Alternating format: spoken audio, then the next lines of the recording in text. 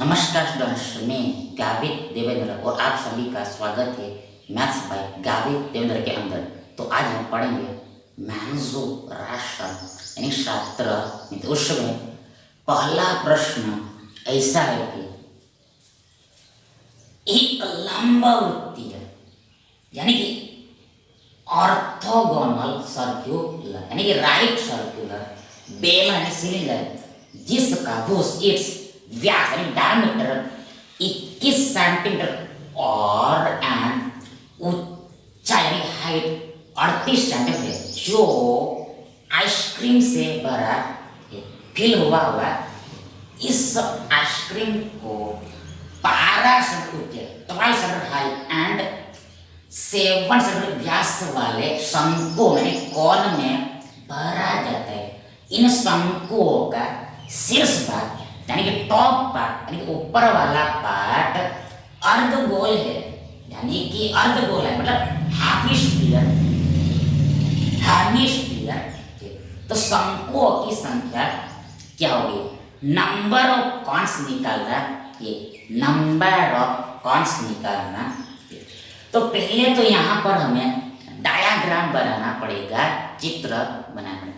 यहाँ पर हमें चित्र बनाना पड़ेगा, डायग्राम बनाना। तो देखो पहले यहाँ पर हमें क्या लेना, देखो पहले देखो क्या दिया है हमें। एक देखो ये इसको आपको ध्यान में नहीं लेना, ये लंबवृत्तीय दिया इसको आपको ध्यान में नहीं। देखो ये ऐसा, देखो कुछ क्वेश्चन देखो ऐसा आगे में दिया रहता है। तो इसका मतलब इससे कंफ्यूज होना नहीं, मतलब बेलन पर ध्यान देना है। तो हमें यहाँ पर चर्चा किया है बेलन सिलेंडर, बेलन सिलेंडर। तो हमें पहले यहाँ पर बेलन ड्रॉ करना पड़ेगा, सिलेंडर ड्रॉ करना। तो पहले हम बेलन बनाते हैं, सिलेंडर बनाते हैं। देखो यहाँ पर पहले देखो ये हमने देखो एक बड़ा लाइन सीधा खींचा, आगे देखो दूसरा एक हमने सीधा लाइन खींचा।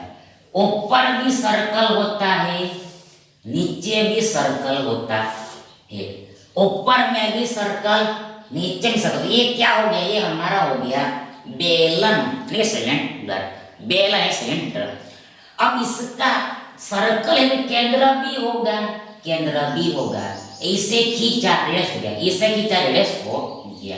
और ये क्या है? ये बेलन का हाइट हो गया, ऊंचाई हो गया। बेलन का हाइट हो गया, ऊंचाई होगा। अब ये जो बेलन है यानी ये सिलेंडर है, तो किससे भरा हुआ? देखो ये आइसक्रीम से भरा हुआ, ये पूरा आइसक्रीम से भरा हुआ। देखो ये आइसक्रीम से भरा है, ये पूरा आइसक्रीम से भरा हुआ है, ये पूरा देखो आइसक्रीम से भरा हुआ है। अब इसमें डेटा में क्या देखो, इसमें डेटा में दिया है कि देखो ये बाद में हम डायरेक्ट यूज करेंगे, डायरेक्ट ही यूज करें। देखो यहाँ पर हमें लिख के बताएंगे, चित्र में लिख के हम बताएंगे, डायरेक्ट ही फॉर्मूला में लिख देंगे, यूज करेंगे। तो पहले हमारा ये क्या है? बेलन है जो आइसक्रीम से भरा हुआ है। अब हमें लेना है शंकु कोण, शंकु कोण, शंकु कोण, शंकु कोण, शंकु कोण, शंकु कोण, शंकु कोण। तो पहले देखो हम यहाँ पर शंकु लेंगे, पर यहाँ पर एक्चुअल में शंकु उल्टा लेना पड़ेगा, कोण रिवर्स लेना पड़ेगा। शंकु उल्टा लेना पड़ेगा, कोण रिवर्स लेना पड़ेगा। मतलब यहाँ देखो हम बनाते हैं, देखो बनाते हैं उल्टा, देखो उल्टा शंकु, उल्टा देखो उल्टा शंकु, उल्टा शंकु रिवर्स कोण, उल्टा शंकु रिवर्स कोण, उल्टा शंकु रिवर्स कोण। तो ये क्या हो गया? ये हमारा देखो ये हमारा देखो ये हमारा क्या हो गया? शंकु हो गया, कोण हो गया, शंकु हो गया, कोण हो गया, शंकु हो गया, कोण हो गया। देखो डेटा में क्या देखो डेटा में दिया है कि शंकुओं में भरा जाता है, शंकुओं में भरा जाता है। इन शंकुओं का शीर्ष भाग अर्धगोल है, मतलब मतलब देखो अब होगा क्या, देखो देखो देखो देखो देखो देखो होता क्या एक्चुअल में, यहाँ पर एक्चुअल में हुआ क्या, देखो देखो इसमें से, देखो इसमें से हमें आइसक्रीम निकाल के इस शंकु में बना, जो आपने खाया ही होगा, देखो जो आपका जो शंकु देखो जिसमें आइसक्रीम डाल देते वो इस आकार का होता है, शंकु होता है। फिर जो आइसक्रीम हमें दिया जाता है तो वो उसका आकार से ऐसा होता है, मतलब शंकु होता है। पर एक्चुअल में यहाँ पर होता है, देखो देखो आइसक्रीम इसमें से हमने इसमें डाला, इसमें से निकाल के हमने इसमें डाला, पर देखो आइसक्रीम ऊपर में भी रहता है, ऊपर में भी रहता है, देखो अंदर तो होगा ही पर ऊपर में ही बहुत, ऊपर में भी होता है, बाहर में भी होता है, आपने देखा ही होता है बाहर में भी होता है। आइसक्रीम अंदर तो है शंकु के अंदर, पर ऊपर में भी होता है, मतलब ऊपर भी कुछ शेप बनता है, ऊपर में भी कुछ आकार बनता है, ऊपर में शेप बनता है, ऊपर में भी आकार बनता है। तो कैसा आकार बनता है, कैसा शेप बनता है, वो आकार शेप देखो दिया है यहाँ पर, देखो ये अर्धगोल बनता है, अर्धगोला बनता है, अर्धगोला बनता है, देखो अर्धगोला बनता है, अर्धगोला बनता है, देखो अर्धगोला बनता है, देखो अर्धगोला बनता है, अर्धगोला बनता है, अर्धगोला बनता है, अर्धगोला बनता है, ऊपर में अर्धगोला बनता है, हेमिस्फीयर बनता है, ऊपर में अर्धगोला बनता है, हेमिस्फीयर बनता है, मतलब ये पूरे में क्या होता है आइसक्रीम डाला जाता है, ये पूरे भाग में आइसक्रीम डाला जाता है, मतलब अर्धगोला प्लस कोर में आइसक्रीम डाला जाता है, यानी कि उल्टा शंकु प्लस अर्धगोला में आइसक्रीम डाला जाता है, शंकु प्लस अर्धगोला में आइसक्रीम भरा जाता है। ये पूरा क्या होता है, ये पूरा हमारा एक पीस हो गया, वन क्वांटिटी हो गया, एक पीस हो गया, वन क्वांटिटी हो गया, मतलब देखो यहाँ एक्चुअल में देखो, एक्चुअल में देखो, एक्चुअल में डायग्राम ऐसा बनेगा, देखो देखो देखो ये ड्रॉ करने की जरूरत नहीं है, ये ड्रॉ करने देखो ऐसा एक्चुअल में होता है, देखो जो हमें आइसक्रीम भर के देता है वो एक्चुअल में ऐसा आकार का होता है, ऊपर में भी आइसक्रीम रहता है, अंदर में तो है पर ऊपर में भी रहता है, मतलब यहाँ पर देखो ये हमने एक यहाँ से एक सीधा लाइन खींचा और ये देखो ऊपर में से हमने सीधा लाइन खींचा, वो यहाँ पर आएगा, तो ये क्या होगा, ये सेंटर है केंद्र है, सेंटर है केंद्र है, सेंटर है केंद्र है किसका, तो ये सेंटर है केंद्र इस शंकु का भी है, कौन का भी, अल्सो ये सेंटर ये अर्धगोले का भी है, हेमिस्फीयर का भी, फिर से ये सेंटर है, तो ये सेंटर दोनों के लिए कॉमन है, ये सेंटर इस शंकु के लिए भी है और सेंटर ये अर्धगोला के लिए भी, हेमिस्फीयर के लिए भी है।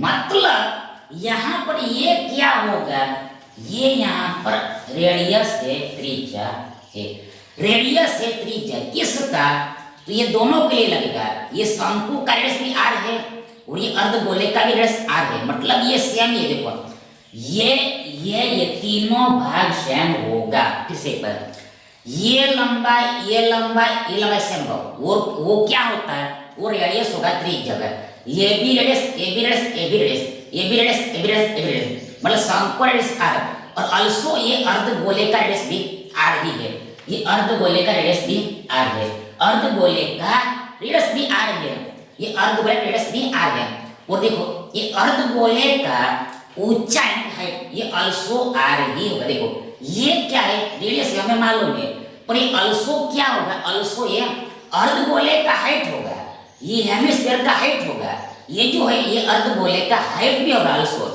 ऊंचाई भी, मतलब ये कितना अल्सो आर ही होगा, आर ही होगा, आई होगा, रेडियस बराबर ऊंचाई होगा, तो ऐसा अर्धगोले में होता है, मतलब ये जो इतना है ये शंकु का हाइट है, ये इतना शंकु का हाइट, ये कौन का हाइट है, ये शंकु का हाइट है, कौन का हाइट है। अब यहाँ पर हमें निकालना क्या, देखो हाँ यहाँ पर हमें निकालना है कि शंकुओं की संख्या कितनी होगी, शंकुओं की संख्या कितनी होगी, मतलब देखो ये दोनों को मिलाकर एक गिनना, ये दोनों को मिलाकर एक गिनना। देखो यहाँ पर शंकु का संख्या निकालने को बोला है, मतलब इसको ही गिन, ये इतने को ही एक गिनना ऐसा नहीं है, ये पूरे को एक मानना है, ये पूरे को एक मानना है। मतलब ये अर्धगोला प्लस शंकु है। देखो यहाँ पर देखो यहाँ पर शंकु प्लस अर्धगोला है, शंकु प्लस अर्धगोला है, शंकु प्लस अर्धगोला है, कौन प्लस यहाँ पर हेमिश करते, इस पूरे को एक गिनना है। मतलब ये पूरे को यहाँ पर एक शंकु बोला है, ये पूरे को यहाँ पर एक शंकु बोल दिया है, ये पूरे को शंकु बोल दिया। मतलब क्योंकि देखो आइसक्रीम ये अर्धगोला भी होता है, ऊपर भी होता है, इसलिए मतलब शंकु की संख्या निकाली, मतलब ये पूरा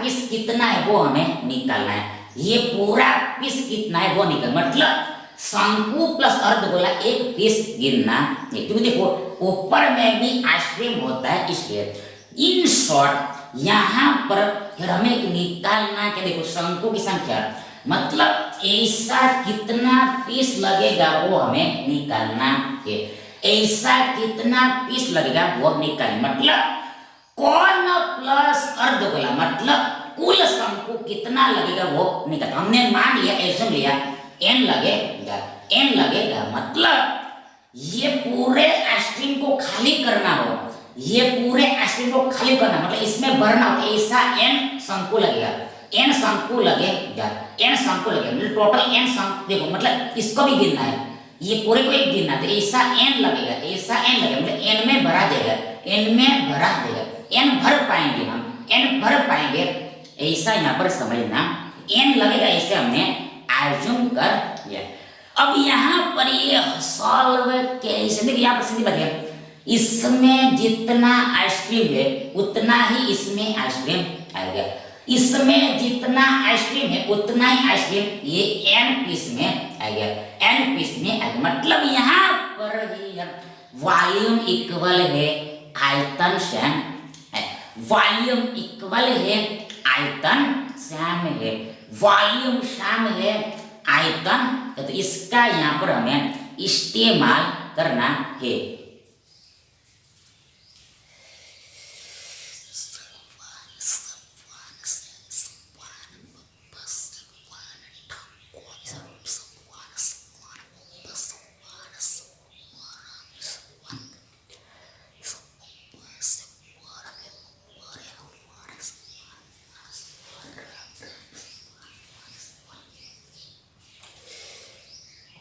तो आगे देखिए कैसे होगा, कैसे बने। तो पहली बात यहाँ पर यहाँ पर देखो ये दोनों वॉल्यूम को हमें ऐड करना पड़ेगा, अर्धगोला और ये शंकु का वॉल्यूम को हमें ऐड करना पड़ेगा। तो पहले हमने लिखा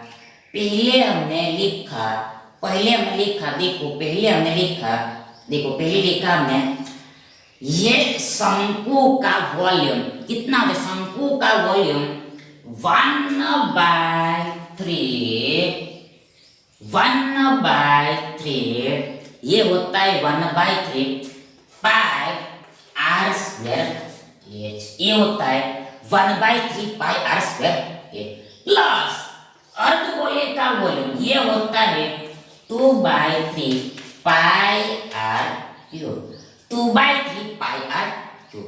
मतलब ये पूरा हमारा एक पीस हो गया, मतलब पूरे को यहाँ पर एक शंकु बोला है। देखो शंकु तो एक्चुअल में यहाँ पर एक ही है, पर ये इसको पूरे को एक बोला है, इसलिए इसको मतलब ऐसा समझना है आपको। तो मतलब ये पूरा एक हो गया, तो ऐसा कितना लेना है हमें, n लिया है जो हमें निकालना है, n लेना है, मतलब n से मल्टीप्लाई करना पड़ेगा। तो बराबर इक्वल देखो ये बेलन का आयतन होता है pi r square h, pi r square. तो ये इक्वेशन हमें मिलेगा। मतलब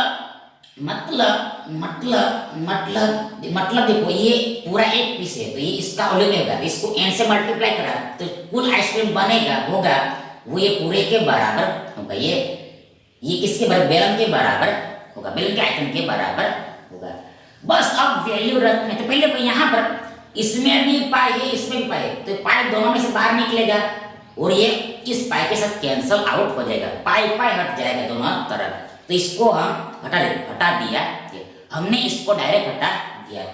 अब हमारे देखो अब वैल्यू रखनी पड़ेगी, तो पहले देखो यहाँ पे 1/3 का 1/3 बीच में गुणा, बीच में गुणा, आगे आ रेडियस, रेडियस मतलब किसका, ये शंकु का रेडियस, शंकु का रेडियस कितना दिया है, देखो इसमें डेटा में देखना पड़ेगा, आइसक्रीम को बारे में उससे व्यास शंकु में भरा जाना। देखो देखो यहाँ पर व्यास दिया है, डांड दिया है, यहाँ पर डायरेक्ट रेडियस नहीं दिया है, तो यहाँ पर आधा करना पड़ेगा। तो देखो देखो यहाँ पर व्यास 7 है, मतलब रेडियस 7 का आधा, 7 का आधा होगा, रेडियस है त्रिज्या 7 का आधा होगा। देखो वर्ग है 2 बार आएगा, इनटू एच हाइट, हाइट किसका हाइट, ये शंकु का हाइट, शंकु का हाइट कितना है, शंकु का हाइट देखो यहाँ पर देखो 12 सेंटीमीटर ऊंचा है, 12 सेंटीमीटर हाइट, देखो ये 12 आएगा, 12 आएगा, 12 आएगा, 12 आएगा, 12 आएगा, 12 आएगा, 12 आएगा, प्लस प्लस प्लस प्लस, ये 2/3 का 2/3 आगे आ रेडियस इसका अर्धगोले का, देखो तो रेडियस यहाँ पर सेम हो गया, ये शंकु का जितना रेडियस है उतना ही अर्धगोले का रेडियस है, तो सेम ही आएगा। यहाँ पर क्यूब है, देखो ये 3 बार आएगा, 7/2 7/2 7/2 3 बार आएगा, 3 बार आएगा। और आगे तो देखो आगे इतना आएगा, ये हमारा खत्म हो गया, और इंटू एन आएगा, ये इंटू एन आएगा, और इक्वल बराबर देखो देखो आ रेडियस मतलब बेलन का रेडियस, बेलन का रेडियस देखो, बेलन यहाँ पर भी सीधा रेडियस नहीं देती, यहाँ पर देखो व्यास दिया, डायमीटर दिया कितना दिया 21 दिया है, तो इसका आधा 21/2 होगा, मतलब हम आधा नहीं लिखेंगे, मतलब ऐसे रहने देंगे, 21 का आधा रेडियस होगा, 21 का आधा रेडियस होगा, कितनी बार है 2 बार, तो गुणा 21/2 अल्सो आएगा, इनटू एच हाइट, ये बेलन का हाइट कितना है 38 सेंटीमीटर, देखो यहाँ पर 38 लास्ट में आएगा। बस इसको अब सोल्व करने में हमें n मिल जाएगा, नंबर ऑफ पीस मिल जाएगा, नंबर ऑफ पीस मिल जाएगा, मतलब गोले के अर्धगोले के सहित। तो आगे आगे देखो, आगे देखो यहाँ पर यार देखो देखो देखो इसमें से हम कॉमन भी लिखा था, देखो देखो देखो देखो ये दोनों देखो यहाँ पर प्लस है, इसलिए ये एक हमारा पूरा पद है, और ये प्लस के बाद दूसरा पद, देखो ये एक पूरा एक टर्म है और दूसरा ये सेकंड टर्म है, ये एक पद है और दूसरा पद है, मतलब ये दोनों पद में से मतलब प्लस माइनस बाउंड्री होता है, तो प्लस के पहले का एक पद होगा, प्लस के बाद दूसरा पद होगा। तो इसमें देखो ये देखो नीचा में 3 नीचे में, मतलब दोनों में से 1/3 कॉमन निकलेगा, 1/3 कॉमन निकलेगा, नीचा में 3 कॉमन निकलेगा, मतलब 1/3 कॉमन निकलेगा। आगे देखो 7/2 7/2, इसमें भी 7/2 2 बार निकलेगा, देखो इंटू 7/2 इंटू 7/2 कॉमन निकलेगा, 7/2 7/2 कॉमन, दूसरी बार 7/2 कॉमन निकलेगा, तो ऐसा कॉमन निकलेगा। तो पहले पद में हमारे पास ये 12 बचेगा, प्लस प्लस दूसरे पद में हमारे पास बचेगा ये 2 बचा है, 2 को भूल मत जाना, 2 को बचा है, और आगे एक बार 7/2 बचा है, देखो देखो देखो देखो देखो देखो ये 2 ऊपर में बचेगा, और एक बार 7/2 बचा है, तो ब्रैकेट में ऐसा आएगा, और ये इनटू एन है, इक्वल बराबर ये एच डिस रहेगा। फिलहाल इसको हम लिखते नहीं है, मतलब इसको अब सॉल्व करते हैं। तो आगे यहाँ पर हियर देखो, अब देखो इसको मिटाना पड़ेगा, देखो देखो देखो इसको हम लिखते, देखो ये कितना है 21/2 इंटू 38, देखो 21/2 इंटू 38, और ये इंटू एन देखो ऐसा आएगा, थोड़ा मिटाना पड़ेगा।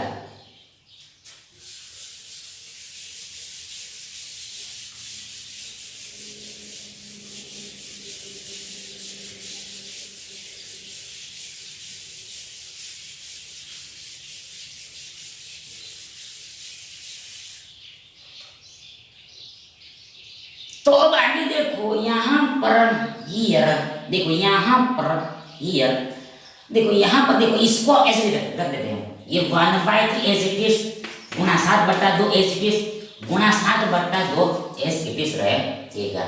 और इसमें क्या होगा ब्रैकेट में, क्या देखो ब्रैकेट में देखो यहाँ पर ये दो दो ऊपर नीचे कैंसिल हो जाएगा। देन 12 + 7 12 + 7 12 + 7 12 + 7 12 + 7 देखो 19 होगा, 19 होगा। और बीच में यहाँ पर गुणा ही होता है और ये इंटू एन है, इंटू एन और इक्वल ये एसिडेस रहेगा, ये एसिडेस रहेगा राइट हैंड साइड में। देन ये n बराबर होगा, देखो ये एसिडेस राइट, देखो n बराबर, देखो ये पहले राइट वाला कितना है 21/2 गुणा 21/2 इंटू 38, जो राइट में था वो हमने लिख दिया, राइट वाले को हमने लिख दिया। देखो ये 21। अब देखो अब देखो अब देखो अब देखो अब देखो देखो देखो अब देखो देखो अब देखो यहाँ पर देखो इंटू इंटू देखो ये 1/3 इधर आएगा, ये 3/1 हो जाएगा, 3/1 हो जाएगा इंटू 7/2 इधर आएगा, 2/7 हो जाएगा, फिर से इंटू 2/7 आएगा, देखो पलट जाएगा 7/2 इधर 2/7 7/2 इधर 2/7 और ये इंटू 9 इधर नीचे में आएगा, देखो ये इंटू 9 नीचे में आएगा, मतलब ये एक्चुअल में 19/1 है, तो इधर ये क्या होगा, इधर ये 1/19 हो जाएगा, इंटू देखो ये 1/19 हो जाएगा, तो n बराबर कितना होगा। तो आगे बराबर इक्वल इसको हमें हल करना, कैंसलेशन करना है। देखो पहले यहाँ पर देखो ये देखो ये 19 दूनी 38 होता, ये बात खत्म, ये 19 चला गया, मतलब इतना ही बचा।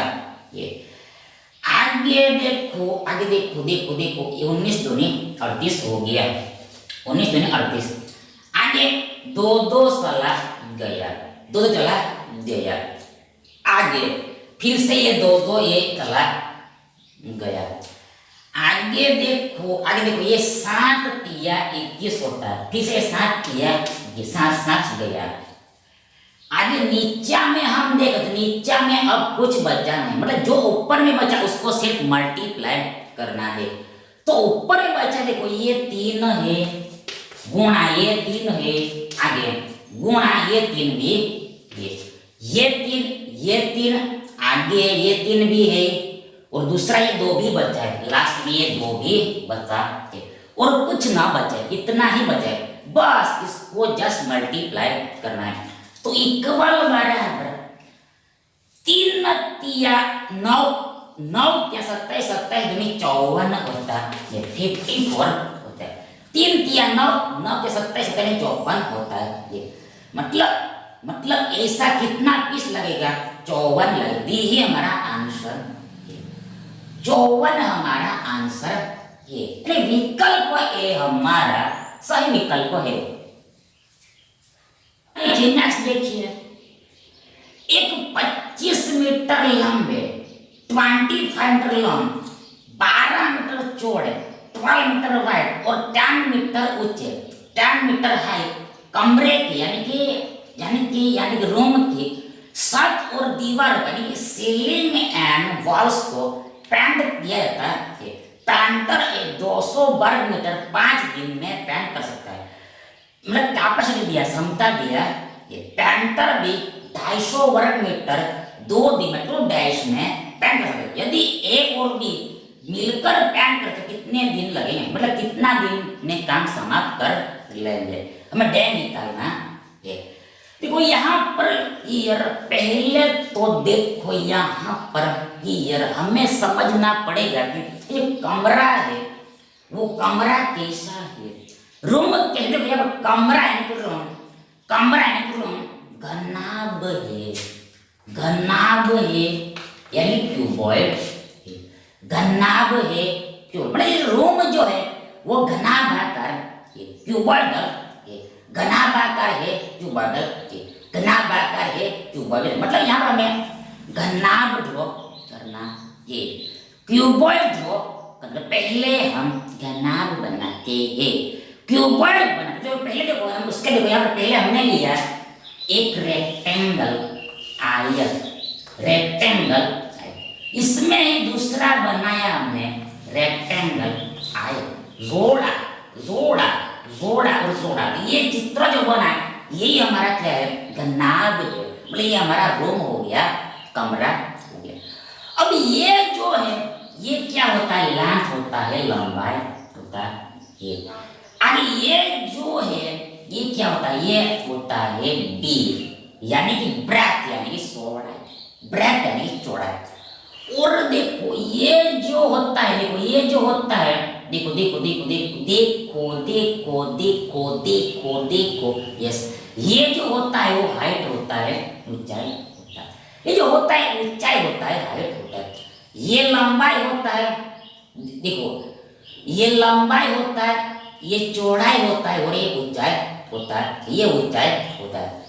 अब यहाँ पर डेटा में देखो दिया है कि, देखो दिया है कि, देखो दिया है कि ये लंबा कितना है 25 मीटर है, लंबाई यहाँ पर 25 मीटर दिया है, चौड़ाई 12 दिया है, चौड़ाई कितना है, देखो ये 12 दिया है, 12 मीटर दिया है। और लास्ट में एंड में ऊंचाई यानी कि हाइट कितना दिया, 10 दिया। ये जो एच है ये 10 मीटर है, 10 मीटर है, 10 मीटर है। तो अब यहाँ पर करना क्या, देखो यहाँ पर हियर हमें भी देखो छत और दीवार को पेंट करना है, छत और दीवार को पेंट करना मतलब सीलिंग एंड वॉल्स को पेंट करना है, सीलिंग एंड वॉल्स को पेंट। तो पहले यहाँ पर हमें समझना पड़ेगा कि छत तो देखो ऊपर में होता है, एक ही होता है। देखो ये क्या है, देखो ये ऊपर में हमारा छत है, सीलिंग ये एक ही होता है। मतलब ये घनाभ है तो उसमें कुल 6 पृष्ठ होता है, 6 फलक होता है, 6 सरफेस होता है, 6 सरफेस होता है। मतलब देखो ये ऊपर और नीचे, मतलब ऊपर वाला सीलिंग हो गया, नीचे वाला बेस हो गया, और आगे इधर वाला भी दीवार, उधर वाला भी दीवार है, आगे वाला भी दीवार, पीछे वाला भी दीवार है।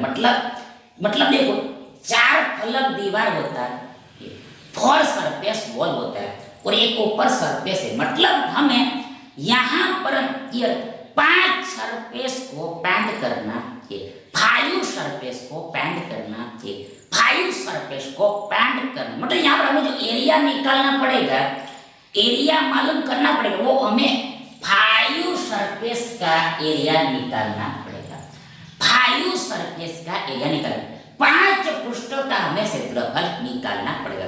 तो पहले हम निकालते हैं, पहले देखो यहाँ सीलिंग, सीलिंग यानी छत, तो सीलिंग छत का एरिया क्या होगा, देखो सीलिंग यानी छत का एरिया L into B होगा, लंबाई गुना चौड़ाई। पूछ सकते हैं देखो यहाँ पर ये क्या है, देखो ये क्या है, लंबाई है, और इसमें ये क्या है, चौड़ाई है। देखो तो सीलिंग होता है, छत होता है, उसमें एक लंबाई होता है और एक चौड़ाई होता है, तो इसका एरिया L into B होता है, लंबाई गुना चौड़ाई होता है। तो ये एक निकल गया, प्लस योग आगे आता है, दो बार b इंटू एच, 2 बार b इंटू एच। मतलब ये b इंटू एच जो है, b इंटू एच जो ये किसका क्षेत्रफल, देखो ये क्षेत्रफल होगा b मतलब देखो ये चौड़ाई, और h मतलब मतलब इधर वाला पृष्ठ और उधर वाला पृष्ठ, देखो इधर वाला पृष्ठ उधर वाला पृष्ठ, मतलब इधर वाला दीवार उधर वाला दीवार, इधर वाला और उधर वाला और, देखो क्षेत्रफल समान ही होता है, इधर जितना दीवार होगा उतना ही उधर दीवार तो सेम ही, क्षेत्रफल सेम ही, एरिया सेम होगा।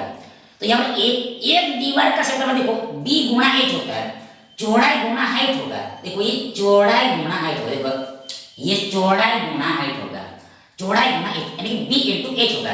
पर इधर भी है उधर भी, 2 बार मल्टीप्लाई करना, ये 3 फलक का एरिया हो गया। अब 2 एक्स्ट्रा अभी भी आएगा, 2 दीवार बच जाए, कौन सा, तो आगे वाला पीछे वाला, तो उसमें क्या लगेगा, उसमें लगेगा I h into l, h into मतलब हाइट गुना लंबाई, हाइट गुना लंबाई। देखो आगे वाला मतलब देखो ये क्या है, ये हाइट है और ये क्या हो गया, लंबाई हो गया। देखो आगे दीवार में देखो ये लंबाई है और ये हाइट है, तो ये तो आगे वाली एक दीवार का एरिया l गुना h, l गुना h मतलब क्षेत्रफल h गुना l होगा। तो आगे भी एक पीछे भी दो बार हो गए, फिर आगे में दो से मल्टीप्लाई करना, मतलब सीलिंग और चारों वॉल के मिला के कुल एरिया इतना होगा। बस ये कुल एरिया हमें निकालना है, पहला काम हमें ये करना है। तो पहले यहाँ पर l इंटू बी, लंबाई गुना चौड़ाई, लंबाई गुना चौड़ाई, लंबाई 25 है, चौड़ाई कितना है 12 है। देखो ये लिखना ही पड़ेगा। देखो ये 25 और 12 का गुणा करना है, 25 और 12 का गुणा करना है, प्लस दो बार b इंटू एच, b कितना है b 12 है, इंटू एच हाइट कितना है, हाइट यहाँ पर 10 है, और लास्ट में प्लस दो बार एच कितना है, एच यहाँ पर है, एच यहाँ पर है 10 और इंटू एल कितना है, लंबाई यहाँ पर 25। बस इसको सोल्व करने 8 बार 25 12 का गुणा, 25 12 गुणा ये कितना होगा। देखो 12 को हम ले सकते हैं 10 प्लस 1, देन 25 गुणा 10 250 होता है। देखो 10 प्लस 1 नहीं 10 प्लस 2 आएगा, 12 मतलब 10 प्लस देन 25 गुणा 10 250। देखो 250 में जोड़ना पड़ेगा हमें, देखो 25 12 बार गिनना है। देखो 25 12 बार गिनना है मतलब टुकड़ों में 25 10 बार गिनना है और उसमें फिर से 25 दो बार ऐड करना है, 25 10 बार लेना है और फिर से अगेन उसमें 25 दो बार डालना है, तो 25 10 बार 250 होगा और 250 में फिर से 25 दो बार मतलब 50 ऐड होगा, 250 में 50 ऐड होगा, ये हमें मिलेगा 300 मतलब ये सीलिंग है, इसका एरिया 300 ये 300 है, प्लस 2 टाइम्स। तो देखो 12 देखो डायरेक्टली लिखेंगे, देखो 12 गुना देखो 12 देखो इस डायरेक्ट हो जाएगा। देखो 12 दूनी 24 शून्य पीछे लगा मतलब ये पूरा गुना 40 होगा, प्लस यहाँ पर 25 एकम 25 शून्य पीछे, देखो 25 दूनी यहाँ पर 50 आएगा। देखो 25 दूनी 50 शून्य पीछे ये 500 आएगा, बस इसको सॉल्व करना है, कुल एरिया हमें मिल जाएगा। तो ये होगा 500 और 200 700 और 300 1000 40 नहीं 1040 मिला, मतलब ये क्या है एरिया क्षेत्रफल है।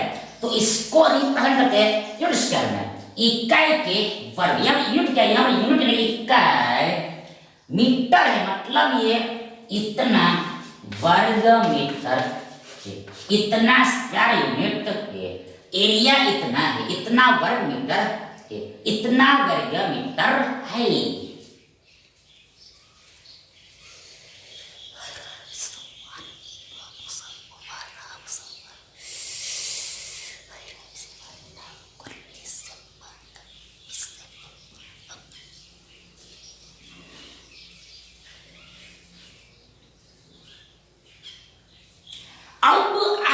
क्या करना है, देखो अब आगे now I have now forward, देखो लो यहाँ पर हमें देखो ये पेंटर ए और पेंटर बी का एक दिन का काम निकालना पड़ेगा, समता निकालना पड़ेगा। फिर से ये अब आगे देखो सापेक्ष पर्टिकुलर पड़ेगा। देखो ये पेंटर ए और पेंटर बी का एक दिन का समता निकालना पड़ेगा, 1 डे का कागज निकालना पड़ेगा। मतलब यहाँ पर साफ बोला है, दिया है कि पेंटर ए 200 वर्ग मीटर 5 दिन में कर सकता है, पेंटर ए 200 मीटर 5 दिन में पेंट कर सकता है।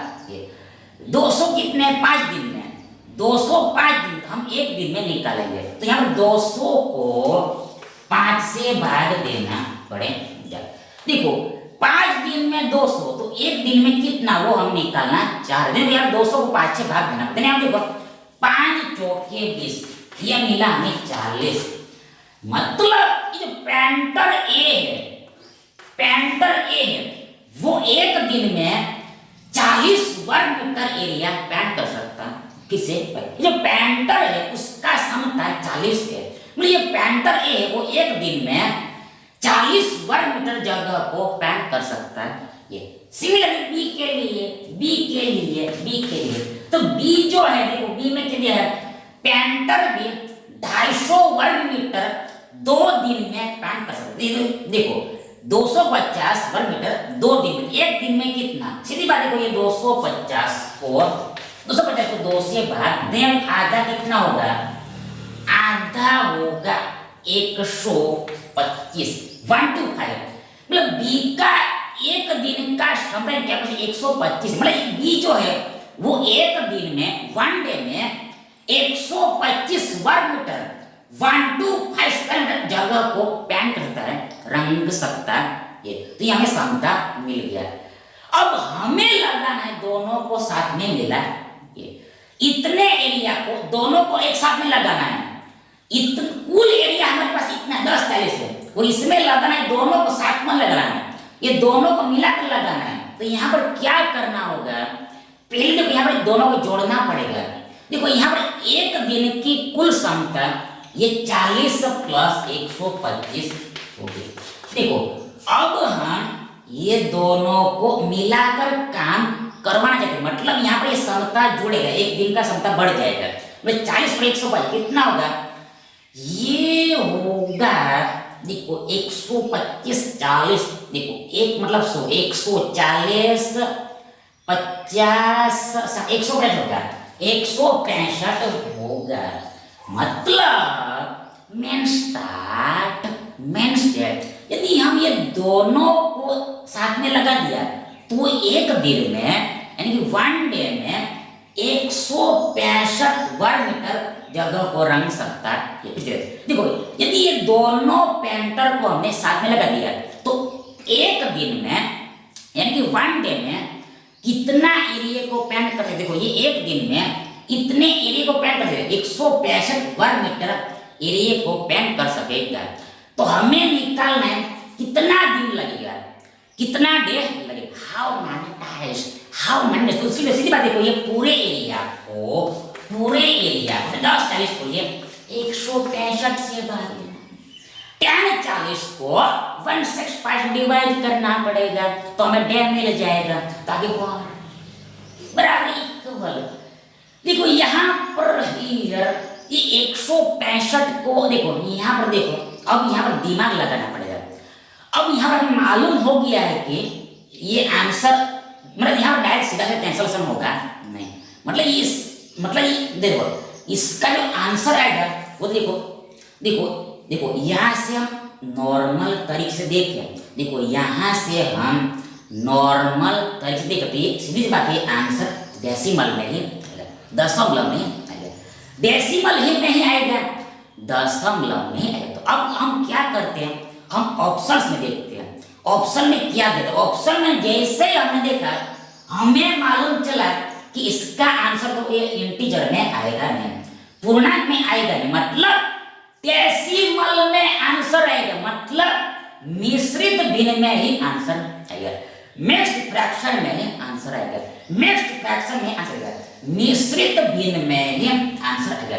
और ये मतलब ये दोनों में से कोई ना कोई आंसर आएगा, ये दोनों में से कोई ना कोई आंसर। तो अब देखो जैसे हमने वापस बट्टे में देखा, नीचा में हमें मालूम चला 33 है, 33 है, 33 है, 33 है, 33 है, ऐसा मालूम हुआ। इसका मतलब ये हुआ कि ये जो बट्टा में 165 है वो अवश्य 33 से कटता ही होगा, ये 165 नीचे वाला संख्या अवश्य 33 से कटेगा ही कटेगा। यानी आप ढूंढोगे तो आपको मालूम होगा, पता चलेगा, ये 33 पंचे 165 होता है। सिमिलरली ये 10 40 में आप 5 भाग दोगे, 5 से डिवाइड करोगे तो आपको देखो ये 208 गुणा 5 मिलेगा। 208 पंचे 10 40 होता है, 208 पंचे 10 40 होता है। इससे क्या होगा, इससे 5 5 छुट्टी ले लेगा, डिलीट हो जाएगा।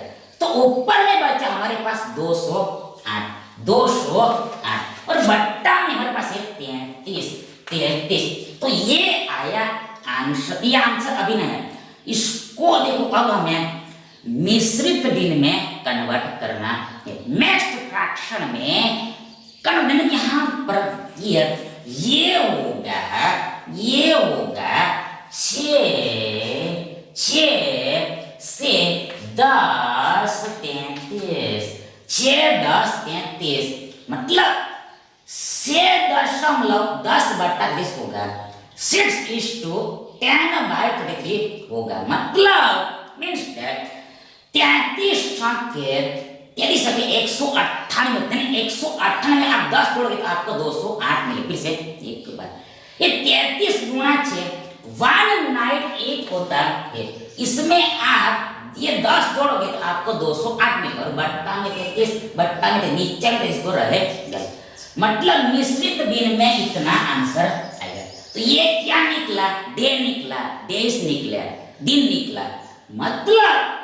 मतलब यदि हमने ए और बी दोनों को साथ में लगा दिया काम पर, तो इतना दिन में काम पूरा करेंगे, इतने डेज में काम पूरा करेंगे, इतने दिन में काम समाप्त कर देंगे, इतने डेज में काम को एंड कर देंगे। मतलब यहाँ देखो आंसर 6 पॉइंट समथिंग आया है, यहाँ पर आंसर 6 पॉइंट समथिंग आया है, 6 पॉइंट समथिंग आया, मतलब 6 दिन से ज्यादा, मतलब 6 दिन तो लगेगा, 6 दिन लगेगा। दूसरा देखो मतलब देखो 6 समथिंग, मतलब 6 दिन से ज्यादा समय लगेगा, मतलब 7 दिन नहीं होगा, 7 दिन नहीं होगा, मतलब बीच में आएगा। मतलब देखो यहाँ पर 6 से 10 हो गया, मतलब 7 दिन तो होगा ही नहीं, मतलब 6 दिन काम होगा, काम करेगा और थोड़ा और भी करेगा, ये मतलब दशमलव का होगा या डेसिमल का होगा। मतलब इसका आंसर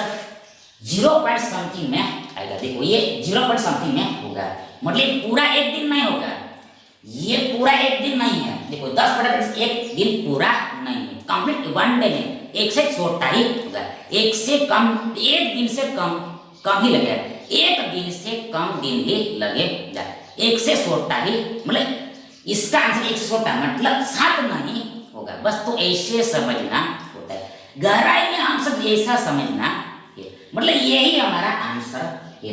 अब हमें ऑप्शंस में ढूंढना है। पहले ही से देखो से यहाँ पर है 10 33 10 33, तो ये हमारा विकल्प बी सही विकल्प है।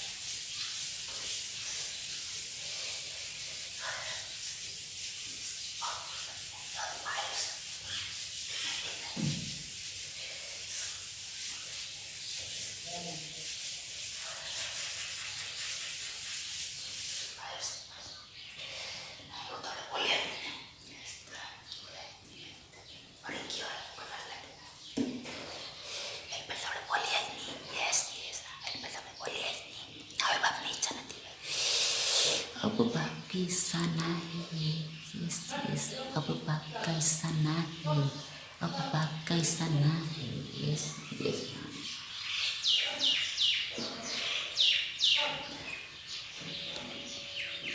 अगला देखिए, नेक्स्ट देखिए, एक समलंब चतुर्भुज ट्रिपेजम की समानांतर भुजा प्रवेश साइड 14 सेंटीमीटर का पेरिसेंटर है और क्षेत्रफल एरिया 11 सेंटीमीटर का वर्ग है। समानांतर भुजाओं के बीच की दूरी कितनी है? पैरेलल साइड के बीच का डिस्टेंस कितना है? पहली बात यहाँ पर क्लियर, समलंब चतुर्भुज ट्रिपेजम ऐसा होता है, ऐसा देखो एक लाइन हमने देखो ये ऐसा खींचा, दूसरा लाइन ऐसा खींचा, जोड़ा, जोड़ा, तो ये बन गया हमारा समलंब चतुर्भुज ट्रिपेजियम। समलंब चतुर्भुज ट्रिपेजियम मतलब समलंब चतुर्भुज में ट्रिपेजियम में एक जोड़ा समानांतर होता है, वन पेयर समानांतर, तो दूसरा जोड़ा समानांतर नहीं होता है, अनपैरेलल होता है, अनपैरेलल होता है। फिर से देखो, समलंब चतुर्भुज का डेफिनेशन परिभाषा ये है कि एक जोड़ा समानांतर होता है जबकि फाइव दूसरा जोड़ा समानांतर नहीं, यानी असमानांतर होता है। मतलब ये दोनों लाइन आगे में कहीं ना कहीं पर मिल जाएगा और ये कभी भी मिलेगा नहीं, तो ऐसा समलंब चतुर्भुज होता है। अब इसमें डेटा दिया है कि समानांतर भुजा इतनी इतनी है, मतलब एक 14 है, दूसरी 35, मतलब ये छोटा कितना है, ये छोटा 14 सेंटीमीटर का है और बड़ा नीचे वाला 35 सेंटीमीटर का है। एक 14 का है, दूसरा 35 का है। अब आगे दूसरा दिया है कि क्षेत्रफल इतना है, मतलब ये समलंब इस पूरी जगह का माप, पूरी जगह का माप इतना दिया है, क्षेत्रफल इतना दिया है। तो हमें निकालना है, आउट करना है समानांतर भुजाओं के बीच की दूरी, ये पैरेलल साइड के बीच का डिस्टेंस, ये पैरेलल साइड के बीच का डिस्टेंस, ये समानांतर भुजा के बीच की दूरी, मतलब हमें ये दूरी निकालना है, ये दूरी निकालना है, मतलब सीधा सीधा दूरी निकालना है, तिरछा दूरी हमें नहीं निकालना है। देखो, हमें तिरछा दूरी नहीं निकालना, हमें सीधा दूरी निकालना है, सीधा डिस्टेंस निकालना, डायरेक्ट डिस्टेंस निकालना, मतलब यहाँ पर भी 90 एंगल बनेगा, यहाँ पर भी 90 एंगल बनेगा, यहाँ पर भी 90 मतलब 90 वाला डिस्टेंस निकालना, मतलब हमें लंबवत दूरी निकालना है, परपेंडिकुलर डिस्टेंस निकालना है, लंबवत दूरी निकालना है, परपेंडिकुलर डिस्टेंस निकालना है, ये दूरी हमें निकले समान है। सीधी सी बात है, जाहिर सी बात है। तो ये कैसे निकलेगा, यहाँ पर हमें यूज करना पड़ेगा ये क्षेत्रफल का एरिया का मतलब इसको आप, ये दूरी को आप, ये समलंब का हाइट भी बढ़ सकते हो, ऊंचाई भी बढ़ सकते हो। देखो, ये दूरी को आप, ये समलंब चतुर्भुज का हाइट भी बढ़ सकते हो, ऊंचाई भी बढ़ सकते हो, हाइट भी बढ़ सकते हो, ऊंचाई भी बढ़ सकते हो, इसको आप हाइट भी बढ़ सकते हो, ऊंचाई भी बढ़। अब देखो, क्षेत्रफल निकालने का फॉर्मूला, मतलब देखो, हम डायरेक्ट लिख देते हैं। देखो, क्षेत्रफल होता है 1/2 गुणा 14 + 35 इंटू देखो ये h बराबर, देखो ये 1177 होगा, 1177 होगा। किससे ये समलंब चतुर्भुज है, ट्रिपेजियम होता है, समलंब चतुर्भुज होता है, ट्रिपेजियम में उसका एरिया इतना होता है 1/2 गुणा 14 + 35 इंटू h, 1/2 गुणा 14 + 35 इंटू h, मतलब पहले 1/2 आएगा ही आएगा, बीच में आया गुणा।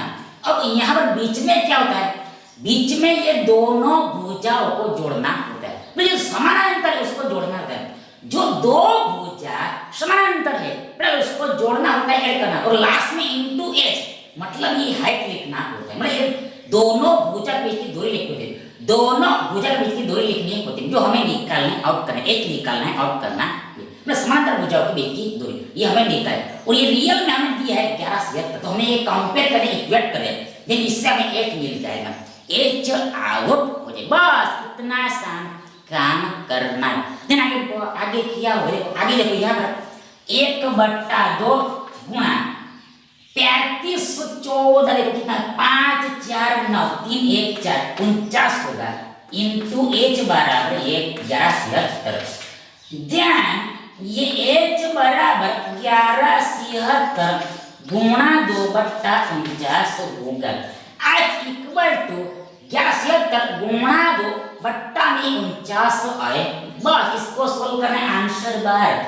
मतलब यहाँ पे देखो 1177 में 49 से 24 बार में भाग लगता है, 24 टाइम्स में डिवाइड नहीं, आगे देखो यहाँ पे 24 दूनी 48 आएगा। यूनिट क्या यूनिट, यहाँ देखो क्या दिया, सेंटीमीटर दिया, यहाँ पर पीछे में सेंटीमीटर लगेगा, मतलब ये ट्रिपेजियम इसका है 48 सेंटीमीटर, मतलब ये दोनों पैरालाइन के बीच का दूरी, ये दोनों समानांतर भुजा के बीच की दूरी यानी डिस्टेंस 48, ये हमारा फुल एंड फाइनल आंसर है 48 आंसर, यानी विकल्प डी हमारा सही विकल्प है। Thank you.